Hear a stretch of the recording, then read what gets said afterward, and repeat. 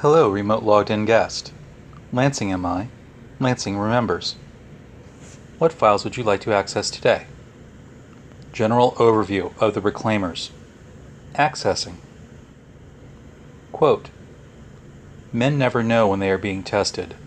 They must endeavor to make the choices they can live with, even if later they prove to have been the wrong ones. End quote. Eurydice J. 2220, during the Revenge March. When Knight Sergeant Eurydice J. discovered that the Brotherhood of Steel intended to assassinate the Lansing Republic's military congress, he was forced to make a historic choice. Eurydice decided that he could not betray the fine Gander men and women that he had fought alongside to preserve the peninsula from the Forefathers' invasion. Eurydice knew that his decision would mean leaving behind the family and the fellow knights of the Brotherhood, yet he felt that the Brotherhood's directives were flawed. He sensed that behind the stated objectives of preserving technology and protecting man from its misuse, that a serpent of greed and elitism had begun to lair in the hearts of the Brotherhood High Command. Jay had served on many missions for the Brotherhood as directed by the Chicago Protectorate, and he had noticed that much of what the Brotherhood had been doing during his lifetime had been karmically imbalanced. For every assault on a raider holdout that the Brotherhood conducted, there were 2 or 3 missions in which they appropriated food from a peasant's field. For each item of lost technology that they found, there were 3 or 4 missions in which the Brotherhood Knights were sent out to deny medical aid or passage to refugees through Chicago Protectorate territory. Eurydice developed a distaste for this while deployed in the Protectorate, and he could not wait to be outside of its boundaries as fast as he could arrange. This was how he became to be part of the Republic Watch Group. This Brotherhood unit was tasked with the monitoring of developments of technology and armed force on the peninsula of Michigan. The Brotherhood had considered the Great Northern Republic to be simply one more flawed attempt at democratic ideals. Yet they could not deny the effectiveness with which the MMR had put down the event known as the Third Ghoul Plague in 2141, or how they had quickly and thoroughly decimated the great wave of raiders that had terrorized the plains of the Dakotas in 2190. This had begun when the raiders had started to invade Connieland, and the MMR followed them almost all the way to Sioux City. Brotherhood elders are beginning to wonder if the GNR could be grown to be a real threat after this event. Worrying them also were the automated robots that defended Detroit. The Monarchie du Quebec, the Ontarian and Ottawan republics, and the Forefathers had all expressed their claim in the Congress of the GNR that they should have Detroit for their own, and they had brought up this issue repeatedly in opposition to the Lansing government's protests. It was only a matter of time until someone amongst their number tried to take it by force, and the Brotherhood was trying to manipulate who would pick the site and the right side to occupy the area around Detroit so that the Brotherhood could provide assistance and secretly plumb and steal technology from the site, while the other party maintained a barrier. When, in 2220, the surprise offenses that were launched by the Forefathers and their Canadian allies began, the Brotherhood assumed that it would take them a mere 3 to 4 months to bash their way into Detroit, and that the Lansing government would sue for some sort of peace. They felt the MMR to be a competent fighting force, but the Brotherhood did not believe the force to be logistically able to restrain such an attack. The Brotherhood was proven wrong. As the Ganders fought in expert delaying and guerrilla action, it became clear to the Brotherhood that the Ganders might actually win a peace settlement from their foes that was more advantageous to them, but might result in them losing Detroit. That would place the Brotherhood farther from the control of Detroit that they desired, and it would likely fall to the Forefathers or the Quebecois, neither of which the Brotherhood felt were suitable allies for themselves. Concluding they had no choice in order to preserve Detroit for their own, the Brotherhood, over the protestations of the Protectorate elders about the war being too cost-effective, agreed to join the war on the side of the Ganders. Eurydice J. and the Republic Watch were on the forefront of these battles.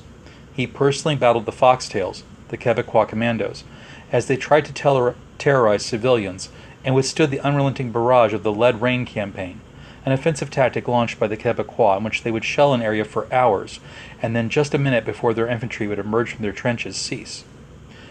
The Ganders were not the untrustworthy and avaricious men and women that the Brotherhood doctrine had taught Eurydice to believe them to be. He found that he had been treated with more camaraderie and respect by many Ganders than by his own Brotherhood members. and he also knew that he was not the only Brotherhood warrior to acknowledge this fact. He found himself called back to a Brotherhood staging area to meet Paladin General Hack Navari. Jay at first thought that he was going to be given some battle commendation. He was horrified by what awaited him. Navari planned to drop 40 Brotherhood knights in full power armor and over 100 battle bots for the Brotherhood into Lansing City proper and seize the government and slay its leaders. When Jay was given the order to lure the Lansing Congress into an emergency session, he knew he could not obey it. Acting quickly, he managed to alert 5 loyal warriors who had fought with him alongside the Ganders of his plan, and about a dozen scribes joined with them. They defected to the Republican cause. With the excuse of wanting to be sure that the ambush sites had been set up well, he was given some Brotherhood vertibirds, and he and his team flew out of the encampment to warn the Ganders of what was about to occur. A quickly and hastily erected ambush was set up for the Brotherhood attack.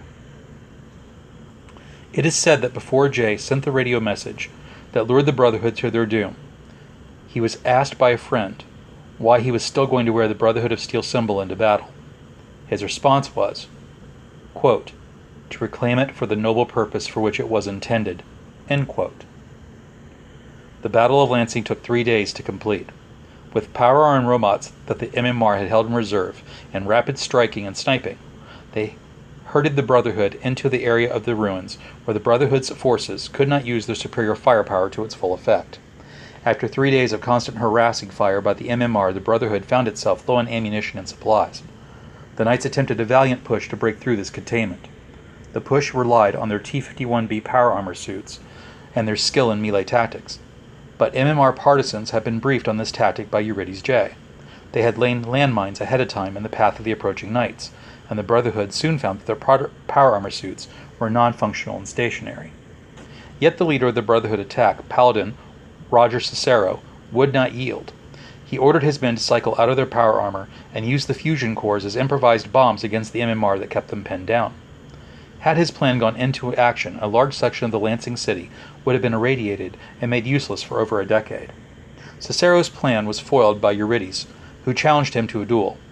Jay, upon seeing the Brotherhood Knights cycle out of their armor, deduced what it was that Cicero had intended. Jay quickly stood up, exposing himself to enemy fire, and with his armor's loudspeakers on full volume, he shouted a challenge to Cicero. Like ghosts from the days of chivalry, the two men met with swords in hand and battled to the death. Should Cicero have won, then the Brotherhood would have been free to leave the battlefield unhindered and with all their war material and gear. Should Eurydice have won, the Brotherhood would surrender. Eurydice J won this battle, though it cost him an eye and a broken left arm. The Knights surrendered shortly thereafter to Jay personally, and Jay and his allies would go on to help found the MMR's Cavalry Corps and participate in a spearhead of the Revenge March upon Ontario and Toronto. But no cause, no country, and no man remains pure in a firefight that lasts for weeks.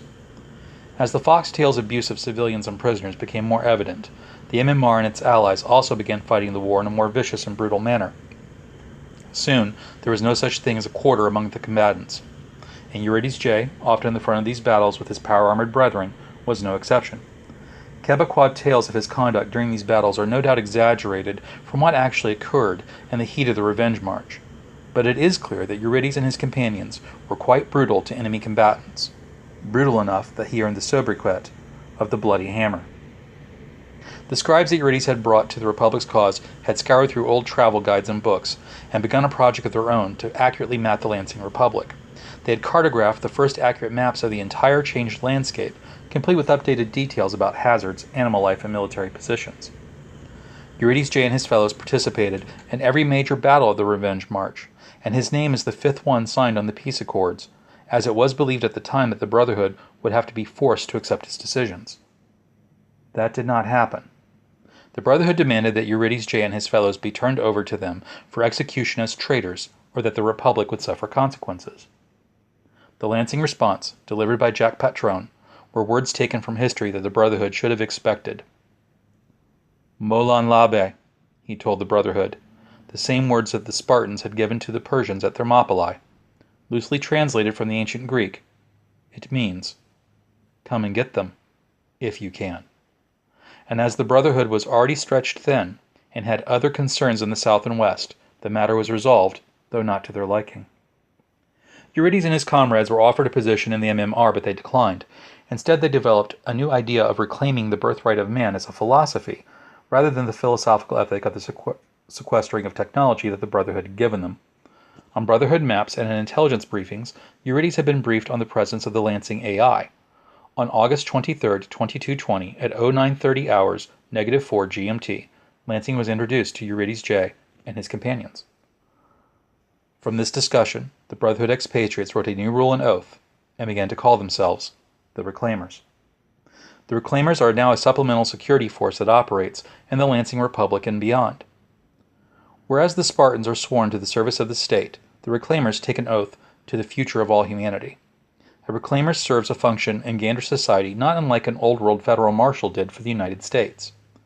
They have legal authority to make arrests and conduct investigations, but must work in tandem with local authorities in all matters that are not related to the care of their prisoner or their warrant. As many Reclaimer warrants involve technological finds and sites, the quarantine thereof is important to determine if they are safe and can be deciphered accurately.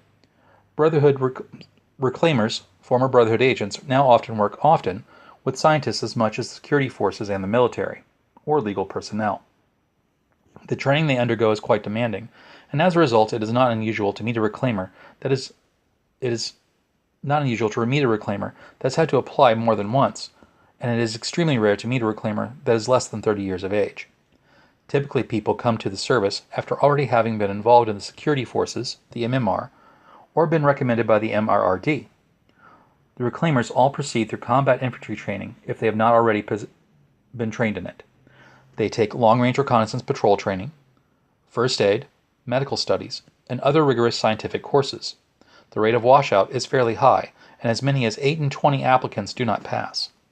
Once the applicant completes their novitiate training, they are then taken to a test called the Proving. The Proving is a rigorous final pass-fail examination in which the Reclaimer is pitted against accepted members in mock combat, tests of cunning, deduction, diplomacy, repair and mechanical knowledge, and medicine. The test takes over a period of 24 hours, and the novice is not given any time to rest. It is not uncommon for many novitiates to have to take the Proving more than once to pass. Each Proving is specifically designed against the novice's psychological profile. Once accepted, the Reclaimers grant the novitiate the title of Accepted, and the accepted Reclaimer moves on to their vigil. After recovering from the Proving, a Reclaimer is given 24 hours to decide whether or not they wish to accept the 20-year oath. A Reclaimer oath and duties prevent them often from having much hope of any family or independent wealth. The face of this calm before the storm, the Reclaimers have found to be quite a great weeding process. For many people, after all that action and training in the silence, come to realize they only wish to prove to themselves that they could do a thing, rather than actually wished to do the thing. In the end, between the two processes of the original novitiate training and the Proving and the vigil, 12 out of 20 applicants will wash out or decline to become a Reclaimer. Once the vigil is completed, the Reclaimer is brought before a group of the accepted, who present them with a brooch in the shape of a kite shield and a sword emblazoned upon it. These are the words that every Reclaimer then swears upon taking up his shield and sword. I, being of sound mind and fully informed of the dangers, accept upon myself the obligation to aid my fellow human beings however I can. I will obey all lawful and ethical orders. I will help bring security and fair law to the world. None under my care shall come to harm. I shall never allow wrong to go uncorrected, nor will I allow injustice to be committed. To that end I shall be an example of the best of humanity. I shall be just and merciful, loyal when it is expected, and critical when it is needed. Merciful when it is due, ruthless when it is required. I shall constantly seek to improve myself and encourage others to do the same. I will aid in the preservation and discovery of knowledge, that it may be dispensed for the benefit of all humanity. This obligation I accept now for a term of 20 years or more, as the accepted will have me. I will help reclaim our birthright of the earth.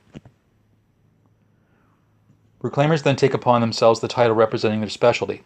This is a holdover from the traditions founded by the Brotherhood of Steel. A Reclaimer archivist is essentially the same as a Brotherhood scribe. Their responsibilities are the codification and dissemination of knowledge and its application. They are often also the branch one sees alongside scientists and inventors investigating sites or experimenting with new technologies. The archivist symbol is that of a quill, representing their dedication to preserving of history and knowledge. A reclaimer marshal is essentially the same as a Brotherhood paladin. Their responsibilities are the securing of finds, data, and prisoners. Marshals are most often the reclaimers one sees out in the wilderness, aiding in hunting down raiders or assisting in the catching of criminals. They excel at mobile warfare and long-range reconnaissance, as well as investigation. It is not uncommon to see a marshal or two escort settlers to a new site to colonize. The marshal symbol is a compass, representing their dedication to finding their destination or their target. A reclaimer guardian is essentially the same as a Brotherhood knight or lancer. Guardians are responsible for aiding in the defense of sites and persons. They are most often the branch one sees on the front lines of medical care and research, as well as the reclaimers likely to be drafted for garrison duty or to do a house entry and engage in urban warfare. Their symbol is a simple line, representing the borders that they defend. Ranking within the reclaimer organization is denoted in Ts, or tiers. Most accepted are between T1 and T4, and each 5 years of service confers another tier to the accepted. It is very rare for such a motivated individual who has succeeded in becoming a reclaimer not to advance on a properly appointed time schedule. T5 to T8 are the upper echelons, who have decided to die in the service of the reclaimers. The organization is run by a T9, or the eldest T available, appointed by the Lansing government.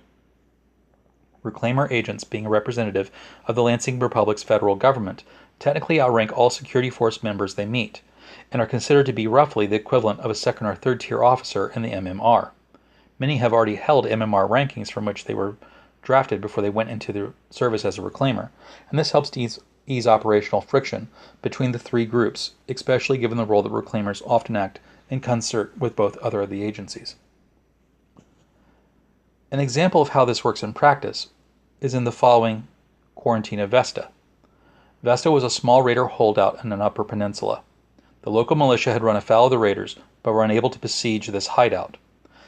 A T2 reclaimer, Marshal Greg Schmank, was called upon to flush the raider out for arrest. After making his way secretly inside the hideout, Schmank realized that there were more raiders than had first been anticipated, and that also they had large stockpiles of chemical agents, that they could be used as weapons to disastrous effect. Withdrawing, he radioed to MMR backup to cordon the area so that any exposure would be limited, especially should there be a breach of any raider escaping justice in the raid. Then he radioed for Guardian assets to help him in the assault, which involved an area of urban ruin that was under full cover and also was riddled with many side tunnels. Finally, he radioed for an archivist unit to be on standby to aid in the cleaning up of the site safely. 72 hours later, with all his forces in place, and his team of 3 Guardians and 2 archivists accompanying him on the breach, they went in through a wall and assaulted the building that the raiders were hiding in. Schmank and the archivist then reduced the gas to an inert form and handed the raiders over to the MMR for trial and processing, while at the same time taking the disposal of the gas agent to the Pyre, a facility that the reclaimers maintain.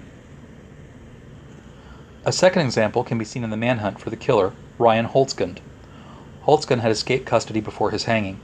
A manhunt had been organized by the local security force, but they had no luck in scouring the countryside for him. A T1 reclaimer, Marshal Karen Thomas, was drafted to help track and capture the criminal. She did so as the second in command of the force, always deferring decisions to the local sheriff and giving him advice on how to proceed. Tracking the criminal to an area of wilderness, she then laid an ambush, and they took Holtzkund and his few gang members in a silent pre-dawn raid. The criminals literally awoke in manacles. From there, Thomas escorted Holtzkund to Dearborn, where he stood trial and was found guilty and was hung for his crimes.